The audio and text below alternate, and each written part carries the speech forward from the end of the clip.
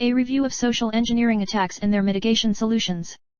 Abstract. The rapid growth in the internet has encouraged mankind to extensively use mobile phones, computers, and laptops for our convenience. From our day-to-day schedule to our conversations and financial information, all resides into our electronic devices, and hence securing them would be of utmost importance for us.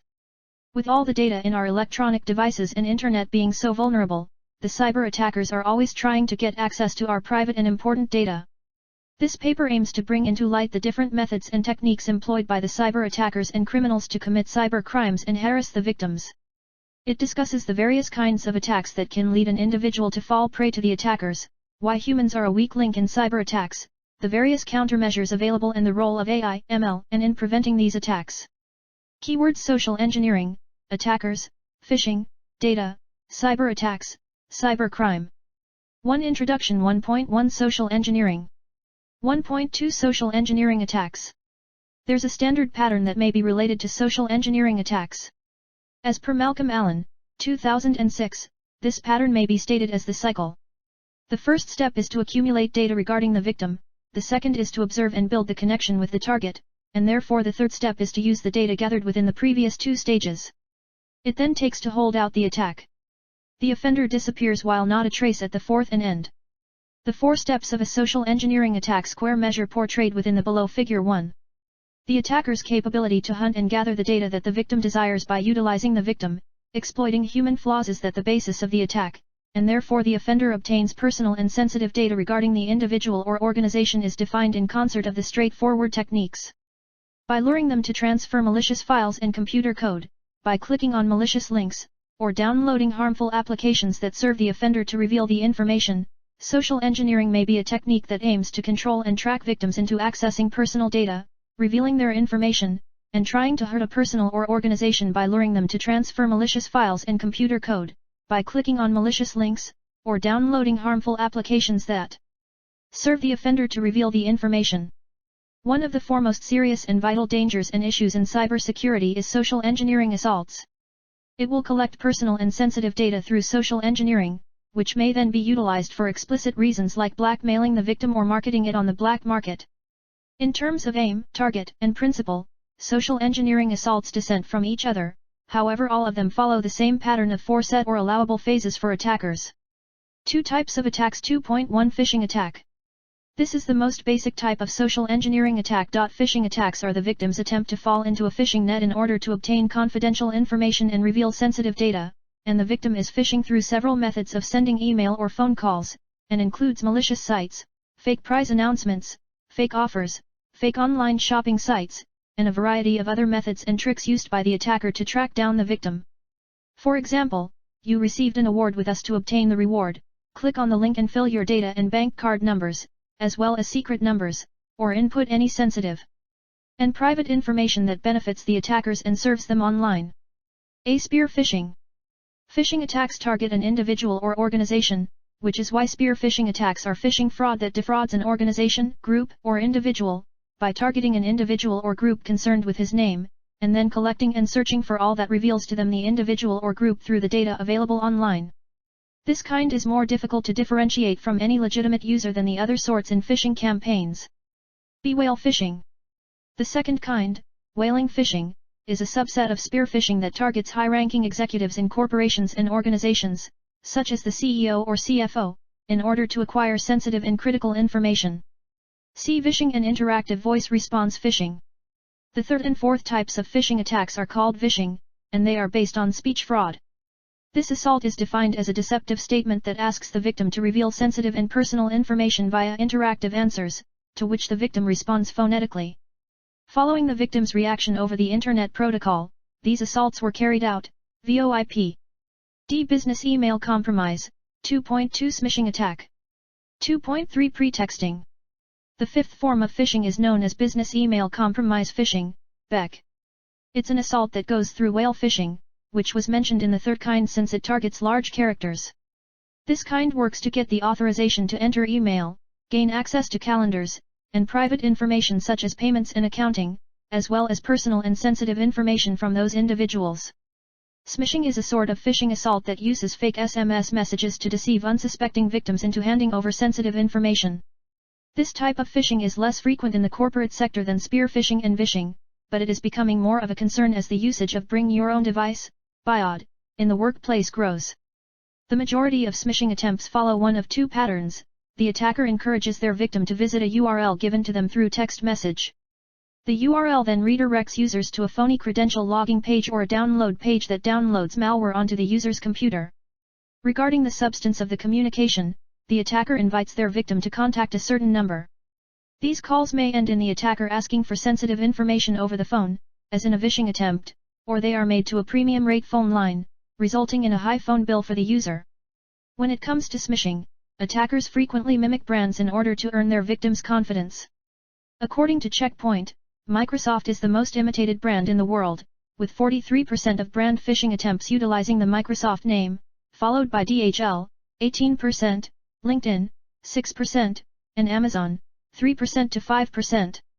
With more people than ever relying on Microsoft's cloud apps to build a virtual office, it's simple to see why attackers are taking advantage of their brand. Pretexting is a way of fabricating a situation in order to persuade victims to reveal information they should not. Pretexting is frequently used against businesses that keep client information, such as banks, credit card firms, utility providers, and the transportation sector. Pretexters impersonate clients to get information from businesses, generally over the phone. Pretexting takes use of a flaw in voice transaction identification mechanisms. Due to the impossibility of physical identification, businesses must rely on other means to identify their customers. These other ways frequently entail demanding confirmation of personal information such as address, date of birth, mother's maiden name, or account number. All of this information is available to the pretexter through social media sites or trash diving.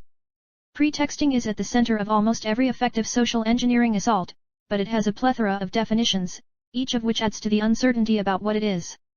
Webster's Dictionary, for example, describes it as the act of posing as someone else in order to gain confidential information. A pretext consists of the subsequent two main elements. A plausible state of affairs. This is something that would probably result in the target being achieved. It's a sequence of thinkable events, designed and target hunting by the social engineer to extract data or manipulate the target.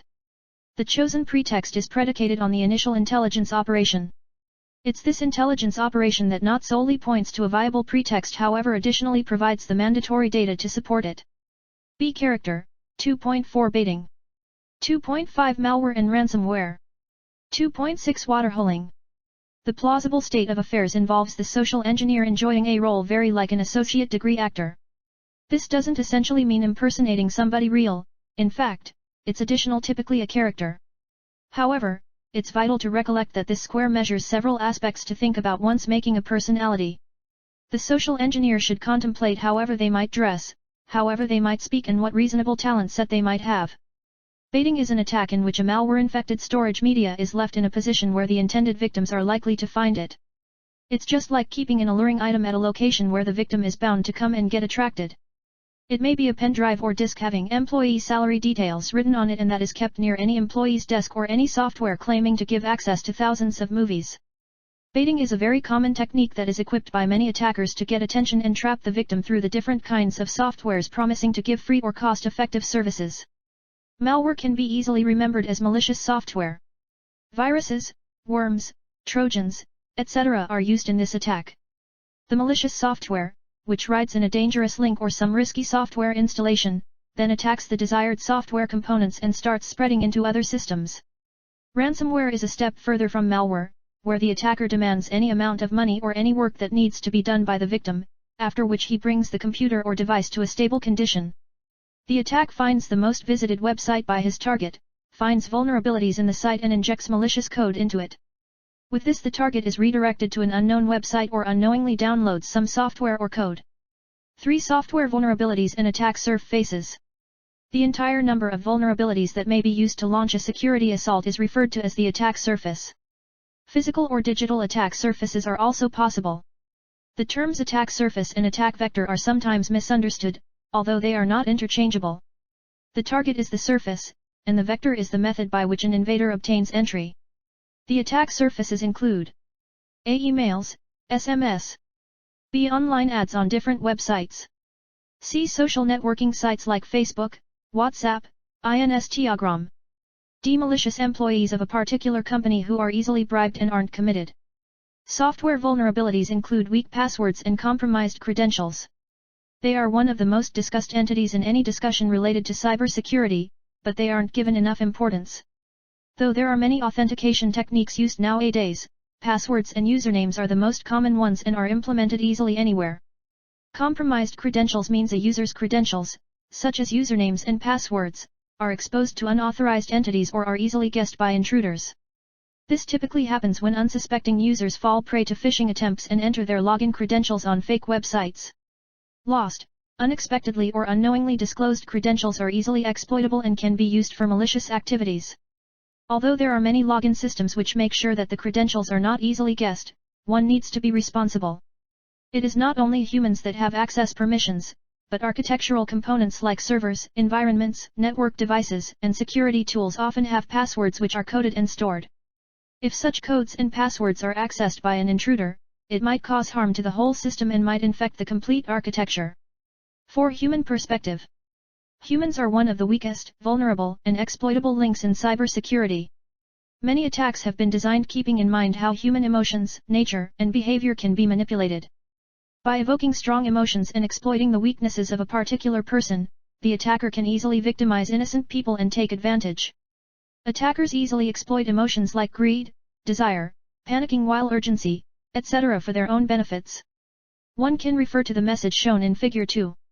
For instance, a message claiming to give 100 new mobiles for free can lure many teens as there is always a desire to have an advanced mobile phone and there is also an urgency to get one before the 100 are already ordered by others. One may have come across so many notifications. For an educated and modern person, it might be easily detectable as a scam, but for the common man it might be an opportunity to get something luxurious. This ideology might make him vulnerable to many attacks, which he might not even know after falling to them. The sense of duty can also be exploited. Attackers within a company or from outside send emails to top executives and threaten them of different unwanted consequences to force them to comply with their demands or requests. Figure 2. A message triggering a state of urgency inside the mind of victims. To prevent people from falling into such traps, the EDA method is equipped by most companies and institutes. EDA stands for Education, Training, and Architecture. Companies educate their employees about such attacks and how to be safe from these attacks. This whole process is a part of the induction or post-hiring process. In large companies where security of data is a primary issue and all employees might be working with sensitive data, there is specialized training given and assessments conducted on the same. Awareness is being created generally among people and being provided to citizens of all nations. However, the major problem here is that these techniques are really fundamental and basic ones. The seriousness differs at an individual level. Human emotions are more vulnerable and can't be safeguarded from or by using ML or AI. A computer would deny access to any intruder or the user himself if he forgets the password or inputs wrong passwords, but a human after developing great relations or spending some time with another person tends to trust him or her due to human tendency and is vulnerable to attacks. Only emotionless robots could come closest to securing data. Another problem with security management and mitigation is that there are some basic rules which all can follow, but technical knowledge can't be imparted to all and is beyond everyone's scope. More importantly, a silly mistake by any employee from a non-technical background can be fatal for the company and it might be noticed years later. Nowadays, the no-trust architecture is gaining ground and is being used by many organizations. In this, a company identifies a protect surface. A protect surface can vary from industry to industry. An automobile company would term protect surface as data regarding the designs and other improvisations of cars, while a technology giant might consider data of users and data regarding the various technical aspects of various softwares as the protect surface. Once identification is done, the administrator identifies the different ways or techniques through which the users, employees, data, infrastructure, and other components interact with the protect surface. A microperimeter is created with the help of gateways and security checks. This microperimeter can give a granular view of who, where, why and how altered the state of the protect state. With such minute details, one can easily supervise the traffic and also make required changes in the security checks or measures if required. A segmentation gateway, next generation firewall, can also be equipped to improve the security checks. This will determine who transits through the microperimeter and would help in recognizing the unauthorized or malicious user. 5. Preventive measures. 5.1 Spoofed email detection. 5.2 Fake social network account detection. 5.3 Hacking detection. 5.4 Trojan horse detection. Email spoofing is impossible to prevent. The only way to detect fake email is to set your spam filtering to detect it. The easiest way to prevent phishing is for the firm to use DMARC, domain-based message authentication reporting and conference, to filter fraudulent emails before they reach the client. Because many attackers utilize brand names, they do not trust the email's display name. To create a bogus email, the attacker also employs the spelling mistake approach. Only the anchor text is displayed in the web browser in this sort of email, not the URL. The link guard algorithm is used to deal with such scenarios. The features of phishing email links produce an algorithm with a set of criteria, such as detecting hyperlinks that are not the same as the actual link. Many regulations exist on social networking sites to prevent the creation of false profiles, but there is a lack of proper compliance to identify the user. In order to influence someone, this attacker creates a false account. In most cases, the user's personal information is shared in their profile and status. They allow hackers to gather information about individuals in order to execute spear phishing attacks. For example, if a user posts something as basic as "I love football," a potential hacker may utilize that information to create a custom spear phishing attack just for that person. To avoid this sort of assault, users should be constantly mindful of what they publish and share, and they should be especially careful of material that they share with others through links. It is not easy to detect a hacking assault, especially for those users who are unaware of account security and are unaware of internet security threats. The most essential thing to remember is to keep your password private. If you give someone your password, you should update it once they've used it. Our personal computers should be free of viruses, keyloggers, and other malware. To do so, we must obtain updated applications, software, and antiviruses from a reputable source. For their computers and blogs, users must have up-to-date versions of the newest antivirus software. While surfing the internet, you should be mindful of your surroundings. If you click on a fraudulent link, your email might be compromised. The strength of your password should be such that it cannot be quickly guessed by an adversary. It is extremely critical to maintain the passwords to your banking and other financial accounts safe and hidden. To protect yourself from these sorts of attacks, you should install antivirus software. Antivirus software is essential for keeping your machine in excellent working order.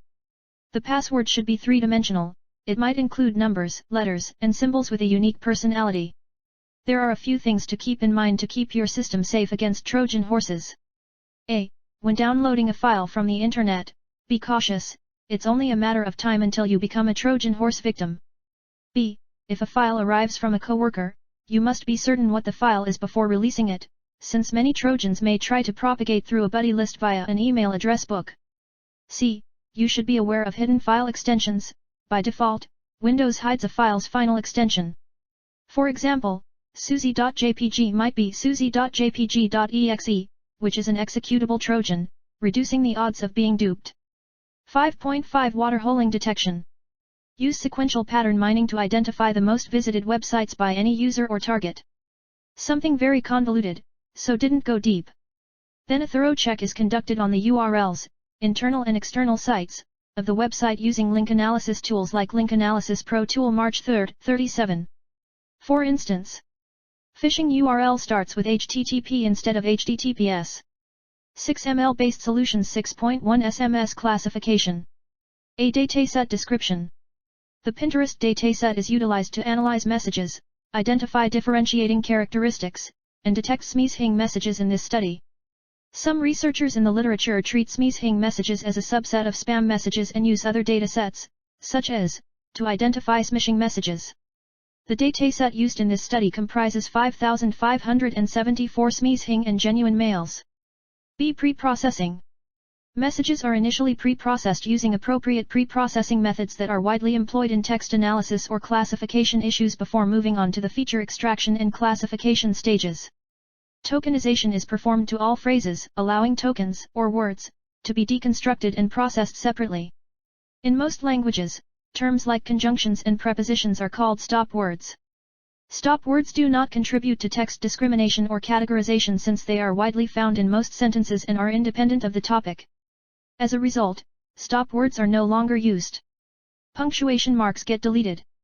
Lowercase conversion is done to words to prevent various interpretations of the same term in upper and lower case. The root, or stem, forms of the words are derived using the Porter stemming method, which is a popular English stemmer.